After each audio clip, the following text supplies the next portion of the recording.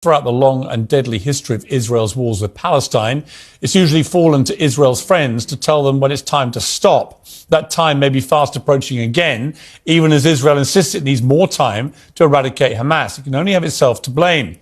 This weekend, the IDF admitted to killing 3 of its own hostages in Gaza. The men were waving a white flag of surrender. They'd used scraps of food to scrawl SOS, desperately pleading for help. Regardless of whether they were Israeli or Palestinian, there was no justification under international law for killing them. It's a clear breach of the rules of engagement.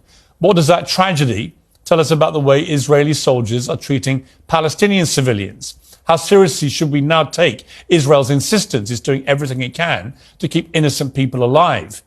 In a separate incident, 2 innocent women were reportedly shot dead by sniper fire at a Catholic church in Gaza. One of them was leaving the church shelter to go to the toilet. Cardinal Vincent Nichols, the Archbishop of Westminster, one of Britain's most senior spiritual leaders, was scathing. Well, the Pope went even further. He said that what Israel's doing in Gaza now constitutes terrorism. The British government is shifting its position too. Foreign Secretary Lord Cameron, in a joint statement with his German counterpart, said he backs a sustainable ceasefire and said that too many civilians are being killed. Ben Wallace, the influential former Defence Secretary, said if Benjamin Netanyahu thinks a killing rage will rectify matters, then he's very wrong. His methods will not solve the problem. In fact, I believe his tactics will fuel the conflict for another 50 years. After 2 months of war, endless atrocities, and the full might of Israel's army unleashed on this tiny strip of land, the very people they're supposed to be eradicating are still firmly in power.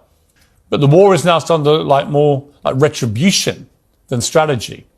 That suspicion is fueled by hardliners in Netanyahu's government and by Israeli commentators making appalling remarks like this. Well, the rest of the world does not support war crimes. And if Israel does have a plan and proof that it's working, it needs to start showing the evidence of that plan very soon.